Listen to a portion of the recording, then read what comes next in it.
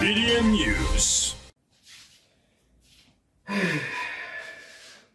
Top 100 DJs.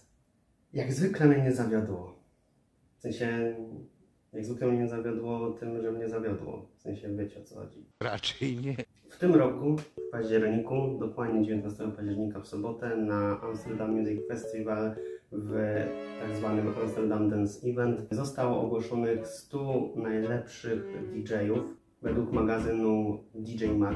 Nie ma co ukrywać, że raczej tutaj chodzi nie o faktycznie 100 najlepszych DJ-ów, tylko raczej najpopularniejszych DJ-ów. To jest jednak różnica. Bo gdybyśmy mieli się skupić na najlepszych DJ-ach, faktycznie, którzy są najlepsi w tym fachu, to raczej nie byliby to najpopularniejsi twórcy muzyki elektronicznej, ale z racji tego, że to jest najpopularniejszy i chyba w sumie jedyny taki prestiżowy faktycznie ranking dla DJ-ów, no i z racji tego, że chcąc nie chcąc musisz jednak znać danego artystę, żeby na niego zagłosować, no to chcąc nie chcąc tu chodzi o popularność danego DJ-a, a właściwie DJ-a i producenta muzyki elektronicznej niż skillu DJ-skiego. No bo umówmy się, w tym rankingu tylko są DJ-e, którzy też produkują muzykę elektroniczną, no i wedle tej muzyki elektronicznej, która nam się najbardziej spodoba, dana produkcja i tak dalej, czy też produkcja oczywiście, osoby głosują na tych artystów, a to, że jeszcze przy okazji są DJ-ami, no to wiadomo, wszystko to się ze sobą scala w jedno i w ten oto sposób powstaje niesamowity, piękny ranking 100 najlepszych DJ. Chyba po moim zachowaniu, po mojej mimice, po tym wszystkim nie dziwi Was fakt, że nie jestem zbytnio zachwycony tym, kto zdobył pierwsze miejsce w tym roku, no bo zdobył je nikt inny jak sam Martin Garrix.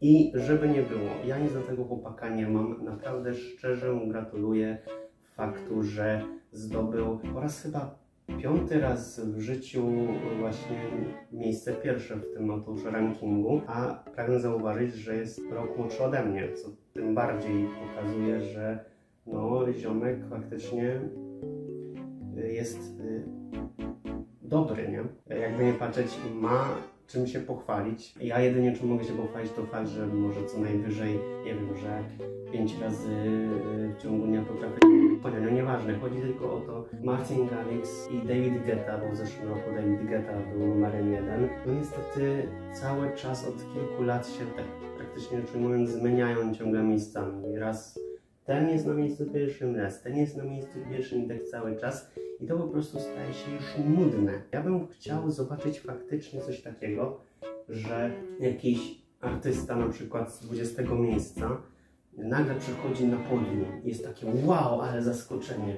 No to jest genialne, to są emocje. A od praktycznie prawie że 10 lat ciągle jest to samo. Ta sama rotacja. David Guetta, Martin Garrix, David Guetta, Martin Garrix.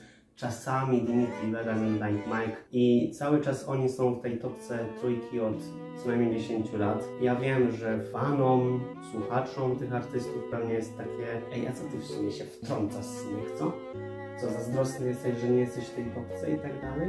Jeszcze jak? Kiedyś może bym powiedział, że tak. Teraz aktualnie mam gdzieś ten ranking, jeżeli chodzi o to, czy bym tam się dostał, czy nie. Nie jestem zazdrosny. Po prostu wolałbym widzieć tam kogoś innego. Kogoś, kto jeszcze nie był.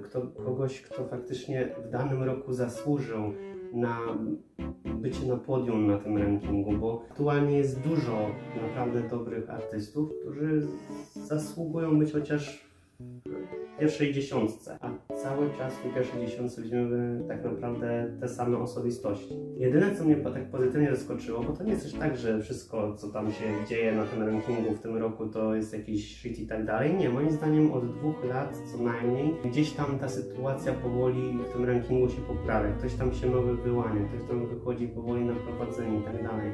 Ale to wszystko idzie tak mozolnie, że może przy odrobinie szczęścia za jakieś 5-10 lat zobaczymy kogoś innego w pierwszej dziesiątce, jeżeli tak to dalej będzie szło. Na przykład bardzo ciekawą, pozytywną rzeczą jest dla mnie to, że Hardwell jest na miejscu 11 w tym roku, mimo że w rzeczywistości Hardwell nie bierze udziału w tym konkursie. W sensie nie robi żadnych reklam, ani innych rzeczy od czasów, kiedy Hardwella gryźli bracia Vegas, później Martin Garrix, ale to przestał brać właśnie udział w tym rankingu, ale nie dlatego, że po prostu go wygryźli tak od siebie, tylko dlatego, że były pewne incydenty, na przykład bracia Vegas, już tak mówię skrótowo Vegas, bo nie chcę się mówić Dimitri. Co?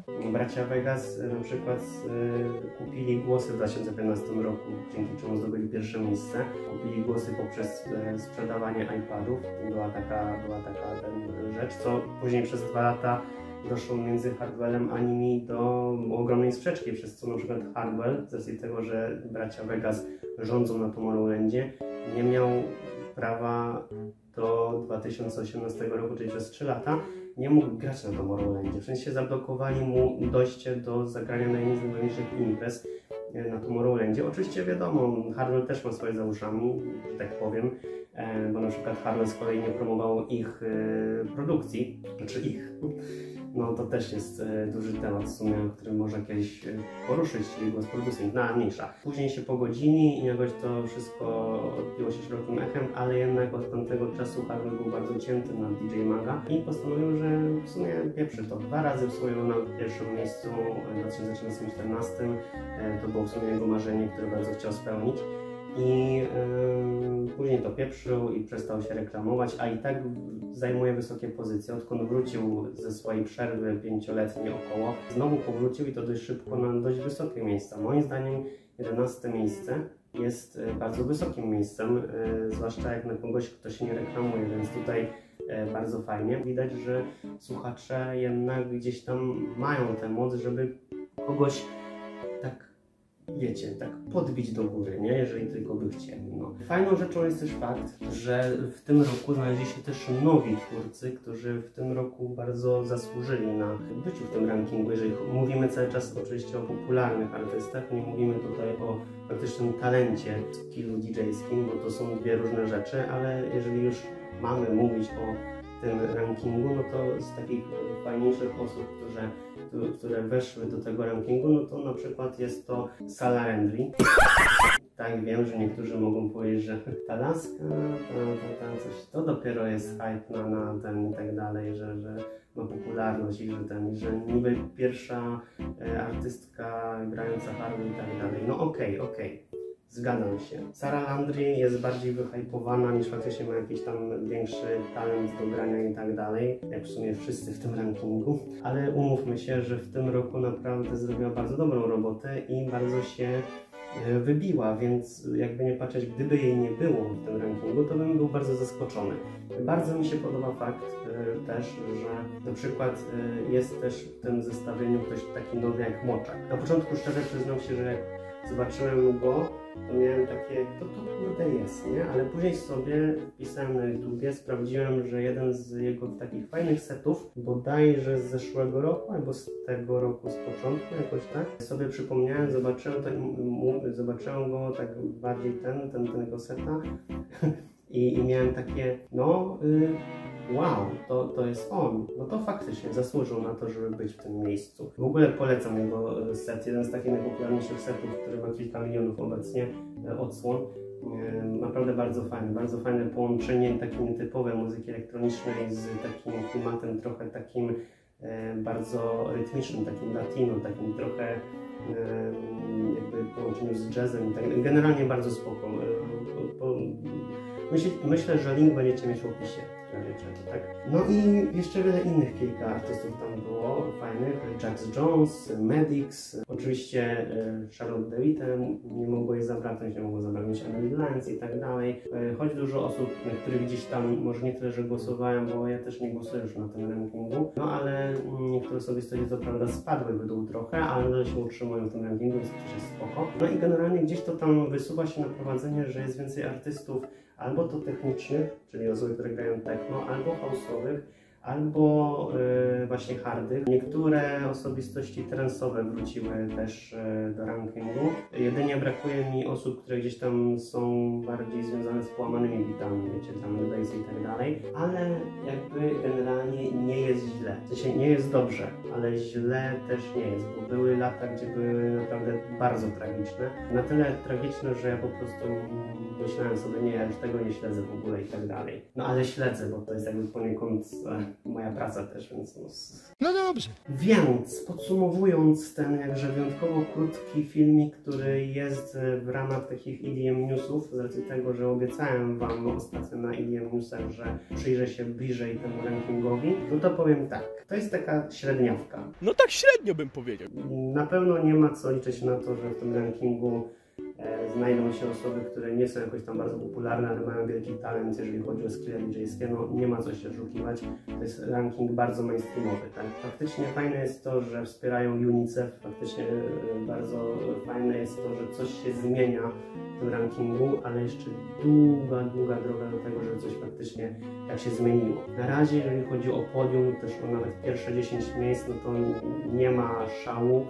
Nadal jest tak, jak było praktycznie i to jest trochę nużące i już wkurzające, więc Martin Garrix, ja Ci gratuluję naprawdę, ale dajesz komuś w końcu to pierwsze miejsce i David Guetta Ty również, bo Ty też ostatnio tak ciągle zajmowałeś się też, dajcie komuś innemu. Wy już mieliście swoje szanse, mieliście swoje lata świetności.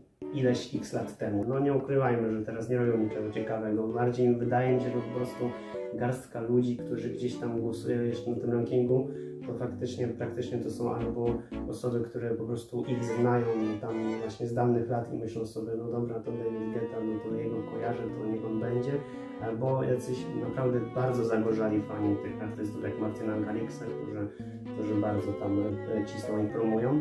No cóż, także generalnie szału nie ma, dupy nie urywa, ale coś tam się powoli zmienia. Mam nadzieję, że jeszcze przyjdą lata, gdzie faktycznie zobaczymy albo jakieś zupełnie nowe twarze, albo jakieś zupełnie inne miejsca znajomych twarzy, tak żeby się coś po prostu działo i żeby było ciekawie, a nie ciągle jedno i to samo. Mimo wszystko gratuluję wszystkim, którzy się dostali do tej pierwszej setki najpopularniejszych DJ-ów w tym roku według magazynu DJ Mag. Także DJ Mag, brawo, gratuluję i życzę, żeby następny ranking był jeszcze ciekawszy, jeszcze lepszy niż ten. No ale cóż, brawo. Brawo, Pussy, dostajesz 6 z plusem. No i tym akcentem ja dziękuję za dzisiejsze specjalne wydanie EDM Newsów, które prawdopodobnie oglądacie w piątek. W każdym razie słyszymy się już w listopadzie w kolejnych EDM Newsach. Jeżeli to będzie w piątek, no to będzie już po mojej kolejnej audycji, mojej kolejnej selekcji, a jeżeli to będzie wcześniej jakimś cudem, w sensie właśnie na ten wtorek czy coś, no to przed jeszcze chwilę, no ale zobaczymy. W każdym razie zapraszam jeszcze oczywiście na nasze social media Radia Rave FM i moje, czyli Instagram, który jest tutaj Wam pokazany, ale też i na Facebooka Rave FM. Zapraszam też na Mixclouda, na Spotify'a naszego. Link do całego rankingu znajdziecie w opisie, także zapraszam serdecznie i do następnego, czyli już za około 2 tygodnie, nie? Także peace. Super partia, kurwo! Nie ten peace. Love and rave. Dość. Do zobaczenia. Trzymajcie się. Pa, pa. EDM News.